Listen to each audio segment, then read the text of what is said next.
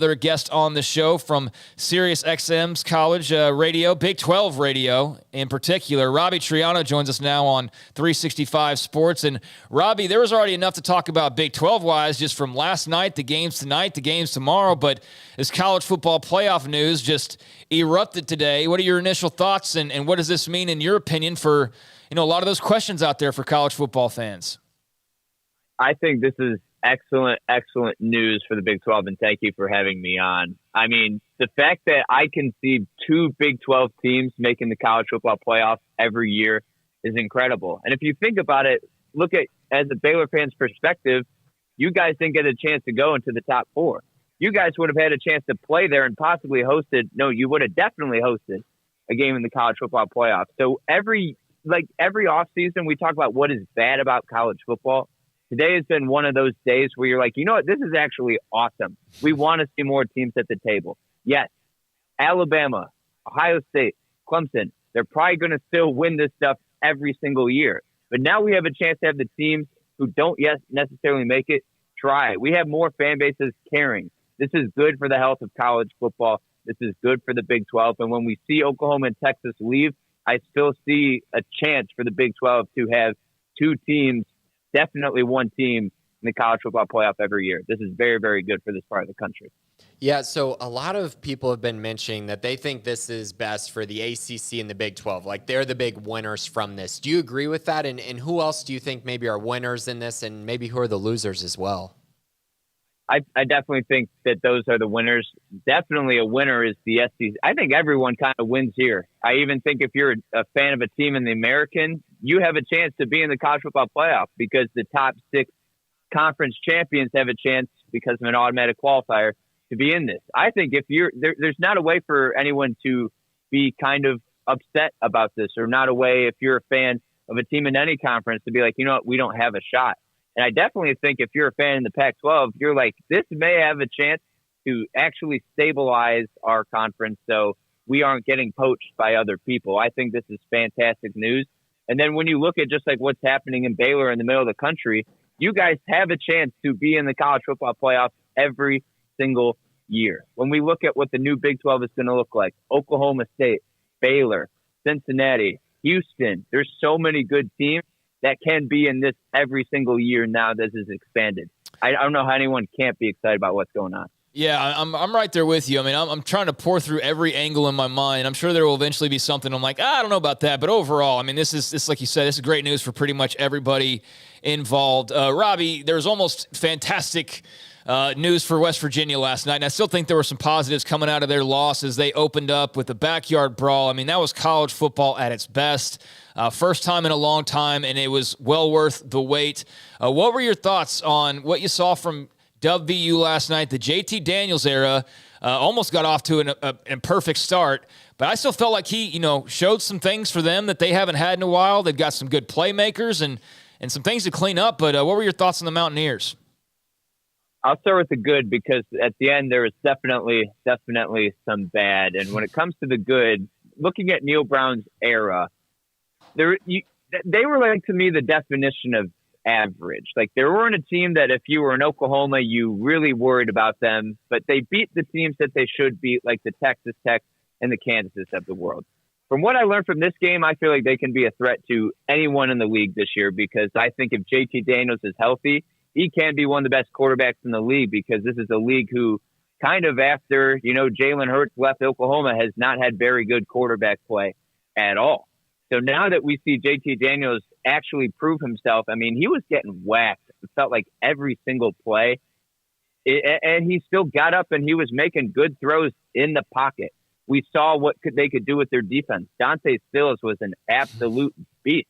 And CJ Donaldson, I think, will be one of the surprise players in the league. If you're watching that game, he was number 12. Yes, I had to look up his name too because I had no idea who he was. But with the bad, this was a blunder of coaching mistakes for Neil Brown. I thought he had a lot of questionable decisions. Obviously, the ability, him to not go for it on fourth down and he punted instead is just like something that will live with him forever because this is a rivalry game and Pitt fans will hang over him forever. I think Baylor fans should be grateful that they have a coach like Dave Aranda, who in those situations is like, you know what, we're going to go for it. I don't care. Like, we're just going to do it. So that is going to live with them forever. But if you're a fan of the Big 12 and you see West Virginia on the schedule, I think you should not be thinking, oh, this is just the free bingo spot. No, you should be nervous about this team now.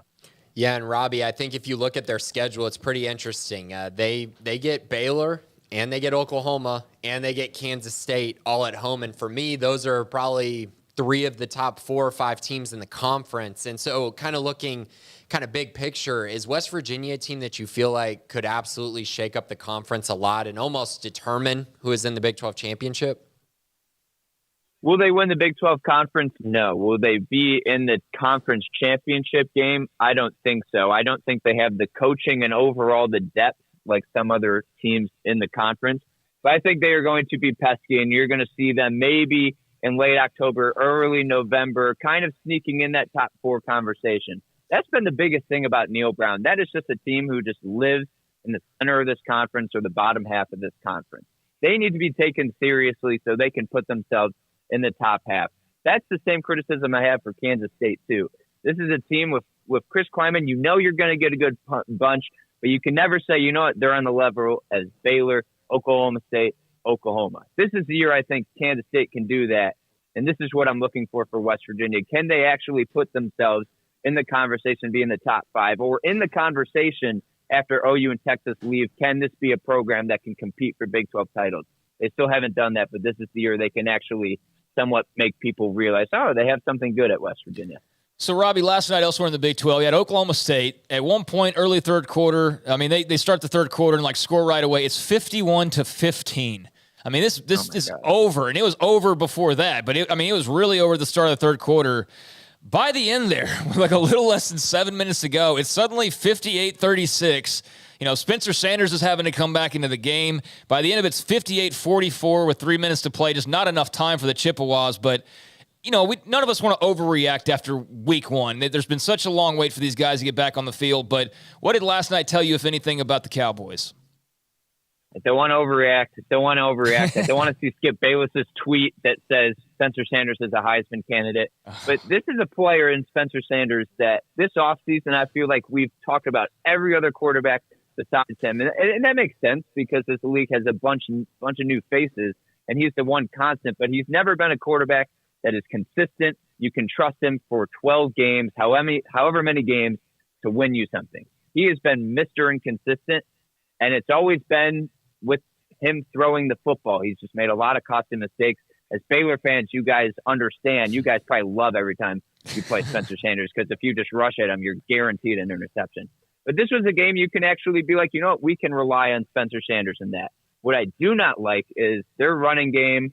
After losing Jaylen Warren, I don't know who you can trust with that. You're playing Central Michigan, and your number 1 back has 9 carries for 61 yards. Why does he only have 9 carries? I don't understand that, especially in this part of the game where you're supposed to be running the clock. And the biggest cause of concern for Oklahoma State is now that you lose Jim Knowles, what exactly is this defense going to look like? Last year's defense, the most points they gave up in a game was 35 to Notre Dame. And you just gave up 44 to Central Michigan in week 1. Listen, I still think this is going to be a team that's going to compete for the Big 12 title this year. And Mike Gundy is probably really, really happy. His offense did really well, and his defense did terrible. As a coach, you can go and be like, I have something to work with here. I can actually get on these people for that. So I'm not pressing the panic button for Oklahoma State, but I would definitely keep your eye on that defense and if they improve. So, Robbie, I went over and looked at your SiriusXM Big 12 radio predictions for the year, and I saw that all of you guys have Oklahoma in the Big 12 championship. I kind of want to just get your take on kind of the Sooners and your vibe around the program and just kind of what you think the Sooners are going to be this year in their first year with Brent Venables as the head coach. I think it's very interesting because you can look at Lincoln Riley leaving and being, wow, this is terrible for that program. But it's honestly kind of remarkable how they have patched things up, not even patch it, but kind of make things like very, very stable.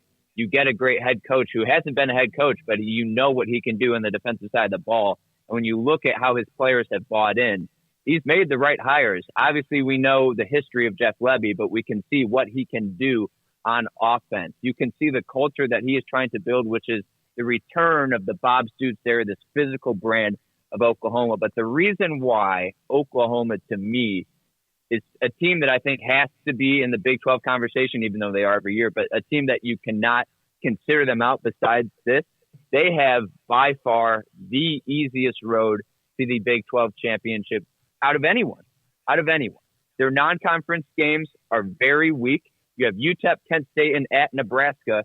And the hardest game is Nebraska, and we just saw what they just did in Dublin, so I can't consider that a very tough opponent. And then you look at who they have at home. Kansas State, Kansas, Baylor, Oklahoma State. I would consider Kansas State, Baylor, and Oklahoma State their toughest opponents this year, and they all have them at home. I think they have the easiest road to the Big 12 championship game, and that's why even if I'm not as high on the talent, because I love Caleb Williams, I love the players that they lost to the NFL draft, especially on the defensive side, but I cannot overlook how easy of a run this is for Oklahoma compared to Baylor. I mean, Baylor has a tough road ahead. And that's why, I mean, I'm giving the benefit of the doubt to Oklahoma. No, that makes total sense. You're absolutely right on the schedules. Yeah, it's night and day in comparison. But, man, just as you're breaking that down and talking about it's just the Big 12 is going to be fascinating this year. It really is going to be so much fun. You guys and us, we're going to have so much to talk about throughout the year. And that leads me to tonight. I mean, there's a couple of games tonight, but one in particular just saw where Chandler Morris has apparently been named the starting quarterback for TCU ahead of tonight's game against Colorado. New era here with Sonny Dykes. Garrett Riley is OC. Chandler Morris apparently is quarterback. We've known TCU as a certain style under Gary Patterson. They've had their moments of the Trayvon Boykins and big offense and all that, but they've mostly been a defensive program. What do you expect outside of just obviously some offensive identity from Sonny Dykes, Garrett Riley, and this new batch of Horned Frogs? So I don't want to talk about Chandler Morris on place in Waco because I know what happened last year. I don't want to bring up some old memories. I know what happened, but Too soon. I mean that's who I would. I know. I'm sorry. So that's who I would have picked as the starting quarterback. I think he has some amazing skills with his arm talent, and he can be mobile as them. I don't trust Max enough, so I'm happy they made that call. I didn't see that they did that, but good for them. But we had Travius Hodges-Tomlinson on our show, which is their star defensive back, all Big 12 player, one of the honorable mentions for All-American. And he said something that really intrigued me this offseason at Big 12 Media Days. He basically just took gasoline and put it all over Gary Patterson and lit it on fire. And he said, we were not put in situations to succeed defensively with him as a head coach last year. I thought that was very, very interesting because we know Gary Patterson for the defense, and you have the best defensive player on the team saying he did not put us in a place to succeed. From what I could tell, talking to reporters and talking to some inside sources there, it really seems like there's a new energy in TCU. The defense is not going to be as far behind as we see. They might even be somewhat improved this year with Joe Gillespie as their defensive coordinator. And man, I'm very high on this offense this year. You have Chandler Morris. I think they have some of the best running back core in the Big 12 with Kendre Miller, and obviously we know what Quentin Johnston can do. So I know there's a rivalry between Baylor and TCU. I think Baylor will win. I know Baylor will win this year, but I don't think we can count out TCU this year. So, I mean, they're going to Colorado, and they're a 13.5-point favorite. And the over-under is 59 points. So, first game with Sonny Dykes as the head coach, and they're going to go into Colorado, into Boulder, and win by 13.5. Do you think that that's a fair spread, or are you thinking Colorado's going to find a way to cover, but maybe TCU still wins? I think that says more about Colorado than anything. It probably does, absolutely, right? Yeah. I mean, you nailed it on the head there. I think even with the uncertainty at TCU, if you can put them as a 13.5-point favorite, yeah, that says a lot about Colorado for them. They're just begging to come to the Big 12. They're chalking up these games. They're saying, you know what, let's screw this. Let's just go with the Big 12 soon. Forget the Pac-12. So, no, I think TCU covers there. I would be pretty comfortable with that. Hey, Robbie, know that you're a busy guy. And there's other games. We clearly can't get to all of them, but any parting shots before we let you go? And, of course, anything you want to throw out there as far as, what people want to check out? So you can listen to us after this lovely show. I actually love what you guys do on YouTube. I think you guys conquer that market very well, especially if your talk's on expansion. But you can listen to Big 12 Radio. We have 2 shows from 7 to 10 Central, Big 12 this morning, and 2 to 5 Central, Big 12 today on Channel 375. And, guys, I put Baylor to win the conference, the only one out of my team to do it. I have a lot of faith in Baylor this year. That's the team I've kind of adopted. So always tuning into you guys, and thank you guys for having me on. Hey, thank you, Robbie. Really appreciate you, man. And we'll definitely be back in touch and talk to you along the way, because it is poised to be a really fun year in the Big 12, and the more the merrier as far as talking about these teams and these matchups and all that. Great stuff. Appreciate you. There's Robbie Triano, Big 12, Sirius XM radio, and big fans of those guys, and just love the conversation. But, I think that says a lot about Colorado and the state of things.